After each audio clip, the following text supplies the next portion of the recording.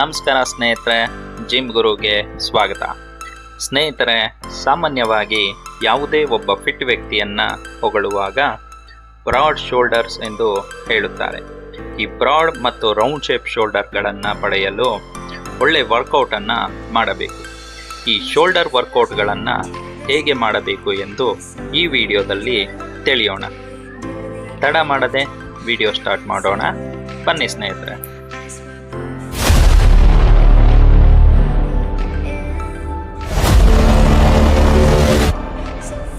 Shoulder ಮಸಲ್ಸ್ಗಳನ್ನು major ಆಗಿ 3 ಭಾಗವಾಗಿ ವಿಂಗಡಿಸಲಾಗಿದೆ: ಆಂಟೀರಿಯರ್ ಡೆಲ್ಟ್ಸ್, ಮಿಡಲ್ ಡೆಲ್ಟ್ಸ್, ಪೋಸ್ಟೀರಿಯರ್ ಡೆಲ್ಟ್ಸ್. ಈಗ ನಾವು ಈ 3 ಮಸಲ್ಸ್ಗಳನ್ನು ಟಾರ್ಗೆಟ್ ಮಾಡಿ ಒಂದೊಂದಾಗಿ ವರ್ಕೌಟ್ ಮಾಡಬೇಕಾಗಿ ಬರುತ್ತದೆ. ಮೊದಲು ನೀವು ಜಿಮ್ಗೆ ಬಂದ ತಕ್ಷಣ ವಾರ್ಮಪ್ ಎಕ್ಸಸೈಸ್ಗಳನ್ನು 10 ನಿಮಿಷ ಮಾಡಬೇಕು. ನಂತರ ಕೆಲವು ಶೋಲ್ಡರ್ ಸ್ಟ್ರೆಚಿಂಗ್ಗಳನ್ನು ಮಾಡಿ ನಿಮ್ಮ ಶೋಲ್ಡರ್ ಮಸಲ್ಸನ್ನು ವರ್ಕೌಟ್ಗೆ ರೆಡಿ ಮಾಡಿ. ಈಗ ನಾವು ನಮ್ಮ ಮೊದಲ ಎಕ್ಸಸೈಸ್ ಆದ ಡಂಬಲ್ ಲ್ಯಾಟರಲ್ ರೈಸ್ ವರ್ಕೌಟನ್ನು ಸ್ಟಾರ್ಟ್ ಮಾಡೋಣ. ಹೆಸರೇ ಹೇಳುವಂತೆ ಈ ವರ್ಕೌಟ್ ನಮ್ಮ ಲ್ಯಾಟರಲ್ ಡೆಲ್ಟ್ಸ್ ಅಥವಾ ಮಿಡಲ್ ಶೋಲ್ಡರ್ಗೆ ಹೆಚ್ಚು ವರ್ಕೌಟ್ ಆಗುತ್ತದೆ. ಈ ವರ್ಕೌಟ್ಗಾಗಿ ನೀವು ನಿಮಗೆ ಅನುಕೂಲಕರವಾದ 2 ಲೈಟ್ ವೆಯ್ಟ್ ಡಂಬಲ್ಗಳನ್ನು ಎತ್ತಿಕೊಂಡು ವಿಡಿಯೋದಲ್ಲಿ ತೋರಿಸುತ್ತಿರುವ ಹಾಗೆ 20 ರಿಂದ 30 ರೆಪ್ಸ್ ಮಾಡಿ. ಹಾಗೂ ಸೆಟ್ 2ನಲ್ಲಿ ಸ್ವಲ್ಪ ಹೆಚ್ಚು ವೆಯ್ಟ್ ಇರುವ ಡಂಬಲನ್ನು ಎತ್ತಿಕೊಂಡು 12 ರಿಂದ 15 ರೆಪ್ಸ್ ಮಾಡಬೇಕು.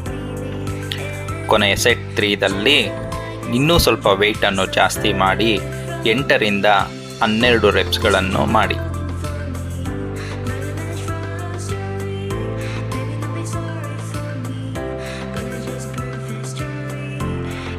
ನಾವು ನಮ್ಮ ಎರಡನೇ ಎಕ್ಸಸೈಸ್ ಆದ ಸೀಟೆಡ್ ಡಂಬಲ್ ಶೋಲ್ಡರ್ ಪ್ರೆಸ್ ವರ್ಕೌಟನ್ನು ಮಾಡಬೇಕು.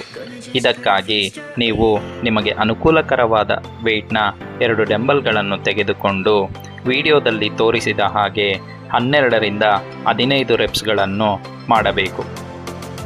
ಸೆಟ್ 2ನಲ್ಲಿ ಇನ್ನೂ ಸ್ವಲ್ಪ ಹೆಚ್ಚಿನ ವೆಯ್ಟ್ನ ಡಂಬಲನ್ನು ತೆಗೆದುಕೊಂಡು 8 ರಿಂದ 12 ರೆಪ್ಸ್ಗಳನ್ನು ಮಾಡಿ.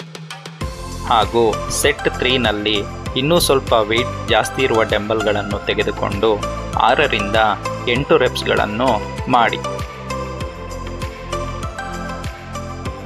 ಈ ವರ್ಕೌಟ್ ನಮ್ಮ ಶೋಲ್ಡರ್ ಮಸಲ್ಸ್ನ ಮೇಲೆ ಹೆಚ್ಚು ಪ್ರೆಷರ್ ಹಾಕುವುದರಿಂದ ನಮ್ಮ ಓವರಾಲ್ ಶೋಲ್ಡರ್ನ ಸೈಜ್ ಹೆಚ್ಚಾಗುವುದರಲ್ಲಿ ಸಹಾಯ ಮಾಡುತ್ತದೆ.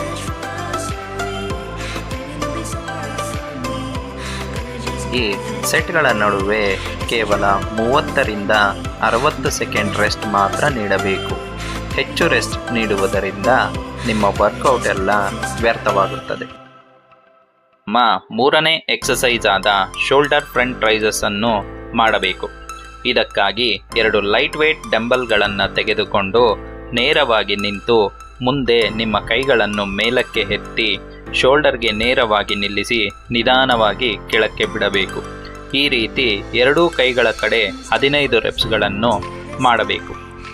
ನಂತರ ಸೆಟ್ 2ನಲ್ಲಿ ಸ್ವಲ್ಪ ವೆಯ್ಟ್ ಜಾಸ್ತಿ ಇರುವ ಡಂಬಲ್ಗಳನ್ನು ತೆಗೆದುಕೊಂಡು 10 ರಿಂದ 12 ರೆಪ್ಸ್ ಮಾಡಿ. ಸೆಟ್ 3ನಲ್ಲಿ ಇನ್ನೂ ಸ್ವಲ್ಪ ವೆಯ್ಟ್ ಜಾಸ್ತಿ ಇರುವ ಡಂಬಲ್ಗಳನ್ನು ತೆಗೆದುಕೊಂಡು 8 ರಿಂದ 10 ರೆಪ್ಸ್ ಮಾಡಿ. ನೆನಪಿಡಿ, ಈ ವರ್ಕೌಟ್ನನ್ನು ಯಾವುದೇ ಕಾರಣಕ್ಕೂ ಹೆವಿ ವೇಟ್ಸ್ನಲ್ಲಿ ಮಾಡಬಾರದು.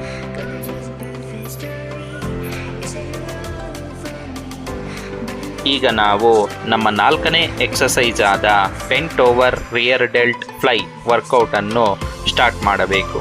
ಇದಕ್ಕಾಗಿ 2 ಲೈಟ್ ವೆಯ್ಟ್ ಡಂಬಲ್ಗಳನ್ನು ತೆಗೆದುಕೊಂಡು ನಿಮ್ಮ ದೇಹವನ್ನು ಅರ್ಧ ಭಾಗಕ್ಕೆ ಬಗ್ಗಿಸಿ ವಿಡಿಯೋದಲ್ಲಿ ತೋರಿಸುತ್ತಿರುವ ಹಾಗೆ ಕೈಗಳನ್ನು ಹಿಂದಕ್ಕೆ ನೇರವಾಗಿ ಎತ್ತಬೇಕು. ನಂತರ ನಿಧಾನವಾಗಿ ಇಳಿಸಬೇಕು. ಈ ರೀತಿ 10 ರಿಂದ 15 ರೆಪ್ಸ್ಗಳನ್ನು ಮಾಡಬೇಕು. ಹಾಗೂ ಸೆಟ್ 2ನಲ್ಲಿ ಇನ್ನೂ ಸ್ವಲ್ಪ ವೆಯ್ಟ್ ಇರುವ ಡಂಬಲ್ಗಳನ್ನು ಎತ್ತಿಕೊಂಡು 8 ರಿಂದ 12 ರೆಪ್ಸ್ಗಳನ್ನು ಮಾಡಿ. ಕೊನೆಗೆ ಸೆಟ್ 3ನಲ್ಲಿ ಇನ್ನೂ ಸ್ವಲ್ಪ ವೆಯ್ಟ್ ಇರುವ ಡಂಬಲ್ಗಳನ್ನು ಎತ್ತಿಕೊಂಡು 6 ರಿಂದ 10 ರೆಪ್ಸ್ಗಳನ್ನು ಮಾಡಿ.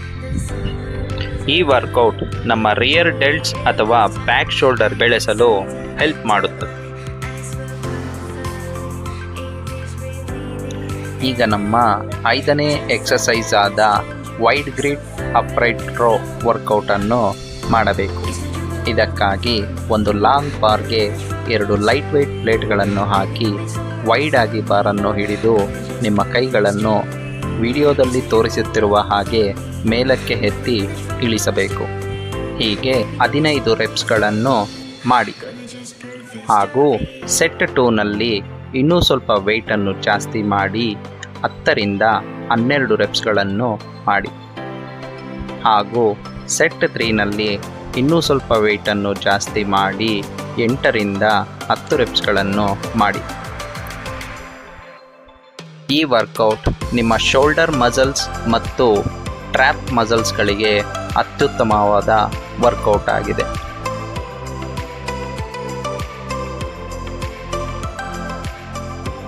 ಈಗ ನಮ್ಮ ನೆಕ್ಸ್ಟ್ ಎಕ್ಸಸೈಸ್ ಆದ ಶೋಲ್ಡರ್ ಶ್ರಗ್ಸ್ ವರ್ಕೌಟನ್ನು ಸ್ಟಾರ್ಟ್ ಮಾಡಬೇಕು. ಇದಕ್ಕಾಗಿ ನಿಮ್ಮ ಕೆಪಾಸಿಟಿಗೆ ತಗ್ಗಷ್ಟು 2 ಡಂಬಲ್ಗಳನ್ನು ಎತ್ತಿಕೊಂಡು ನೇರವಾಗಿ ನಿಂತು ವಿಡಿಯೋದಲ್ಲಿ ತೋರಿಸುತ್ತಿರುವ ಹಾಗೆ ನಿಮ್ಮ ಶೋಲ್ಡರನ್ನು ಮೇಲಕ್ಕೆ ಎತ್ತಿ 1 ಸೆಕೆಂಡ್ ಹೋಲ್ಡ್ ಮಾಡಿ ನಿಧಾನವಾಗಿ ಕೆಳಕ್ಕೆ ಇಳಿಸಬೇಕು. ಈ ರೀತಿ 15 ರೆಪ್ಸ್ಗಳನ್ನು ಮಾಡಬೇಕು. ಸೆಟ್ 2ನಲ್ಲಿ ಇನ್ನೂ ಸ್ವಲ್ಪ ವೆಯ್ಟ್ ಇರುವ 2 ಡಂಬಲ್ಗಳನ್ನು ಎತ್ತಿಕೊಂಡು 10ರಿಂದ 12 ರೆಪ್ಸ್ಗಳನ್ನು ಮಾಡಬೇಕು. ಹಾಗೂ ಸೆಟ್ 3ನಲ್ಲಿ ಇನ್ನೂ ಸ್ವಲ್ಪ ವೆಯ್ಟ್ ಇರುವ ಡಂಬಲ್ಗಳನ್ನು ಎತ್ತಿಕೊಂಡು 8ರಿಂದ 10 ರೆಪ್ಸ್ಗಳನ್ನು ಮಾಡಬೇಕು. ಈ ವರ್ಕೌಟ್ ನಿಮ್ಮ ಶೋಲ್ಡರ್ ಮತ್ತು ಟ್ರ್ಯಾಪ್ಸ್ ಮಸಲ್ಸ್ಗಳಿಗೆ ಅತ್ಯುತ್ತಮವಾದ ವರ್ಕೌಟ್ ಆಗಿದೆ.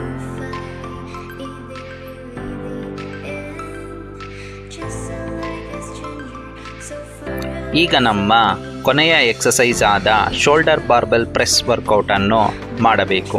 ಇದಕ್ಕಾಗಿ ಒಂದು ಲಾಂಗ್ ಬಾರ್ಗೆ ನಿಮಗೆ ಅನುಕೂಲಕರವಾದ ವೆಯ್ಟ್ನ 2 ಪ್ಲೇಟ್ಗಳನ್ನು ಹಾಕಿ ವಿಡಿಯೋದಲ್ಲಿ ತೋರಿಸುತ್ತಿರುವ ಹಾಗೆ ಮೇಲಕ್ಕೆ ಎತ್ತಿ ನಿಧಾನವಾಗಿ ಕೆಳಕ್ಕಿಳಿಸಬೇಕು.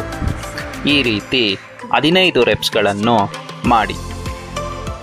ಸೆಟ್ 2ನಲ್ಲಿ ಇನ್ನೂ ಸ್ವಲ್ಪ ವೆಯ್ಟನ್ನು ಜಾಸ್ತಿ ಮಾಡಿ 10ರಿಂದ 12 ರೆಪ್ಸ್ಗಳನ್ನು ಮಾಡಿ. ಹಾಗೂ ಕೊನೆಯ ಸೆಟ್ನಲ್ಲಿ ಇನ್ನೂ ಸ್ವಲ್ಪ ವೆಯ್ಟನ್ನು ಜಾಸ್ತಿ ಮಾಡಿ 8ರಿಂದ 10 ರೆಪ್ಸ್ಗಳನ್ನು ಮಾಡಿ. ಈ ವರ್ಕೌಟ್ ನಿಮ್ಮ ಓವರಾಲ್ ಶೋಲ್ಡರ್ನ ಸೈಜ್ ಹೆಚ್ಚಾಗಲು ಸಹಾಯ ಮಾಡುತ್ತದೆ. ಈ ಸೆಟ್ಗಳ ನಡುವೆ ಕೇವಲ 30ರಿಂದ 60 ಸೆಕೆಂಡ್ ರೆಸ್ಟ್ ಮಾತ್ರ ನೀಡಬೇಕು. ಹೆಚ್ಚು ರೆಸ್ಟ್ ನೀಡುವುದರಿಂದ ನಿಮ್ಮ ವರ್ಕೌಟ್ ಎಲ್ಲ ವ್ಯರ್ಥವಾಗುತ್ತದೆ. ಈ ವಿಡಿಯೋದಲ್ಲಿ ನಾನು ತಿಳಿಸಿಕೊಟ್ಟ ಹಾಗೆ ವಾರಕ್ಕೆ 1 ಬಾರಿ 40ರಿಂದ 45 ನಿಮಿಷ ಶೋಲ್ಡರ್ ವರ್ಕೌಟನ್ನು ಮಾಡಿ. ಇದರಿಂದ ನಿಮ್ಮ ಶೋಲ್ಡರ್ಗಳು ಬ್ರಾಡ್ ಮತ್ತು ರೌಂಡ್ ಶೇಪ್ನಲ್ಲಿ ಬೆಳೆಯುತ್ತದೆ. ನೆನಪಿಡಿ, ಈ ವರ್ಕೌಟ್ನ ಜೊತೆಗೆ ಫುಡ್ ಮೇಂಟೈನ್ ಅಥವಾ ಹೆಚ್ಚು ಪ್ರೋಟೀನ್ ಯುಕ್ತ ಆಹಾರ, ಹೆಲ್ತಿ ಫ್ಯಾಟ್ಗಳು ಮತ್ತು ಕಾಂಪ್ಲೆಕ್ಸ್ ಕಾರ್ಬೋಹೈಡ್ರೇಟ್ ಯುಕ್ತ ಆಹಾರಗಳನ್ನು ಸೇವಿಸಬೇಕು. ಆಗಲೇ ನೀವು ಅಂದುಕೊಂಡಂತೆ ಒಳ್ಳೆಯ ರಿಸಲ್ಟ್ ಬರುತ್ತದೆ. ವಿಡಿಯೋವನ್ನು ಕೊನೆವರೆಗೂ ನೋಡಿದ್ದಕ್ಕಾಗಿ ಧನ್ಯವಾದಗಳು. ಹಾಗೂ ಈ ಫುಡ್ ಮೇಂಟೈನ್ ಮತ್ತು ವರ್ಕೌಟ್ಗಳ ಬಗ್ಗೆ ಮುಂದೆ ನಾವು ಅಪ್ಲೋಡ್ ಮಾಡುವ ಇನ್ನೂ ಹೆಚ್ಚಿನ ವಿಡಿಯೋಗಳನ್ನು ತಪ್ಪದೇ ವೀಕ್ಷಿಸಲು ಸಬ್ಸ್ಕ್ರೈಬ್ ಮಾಡಿ.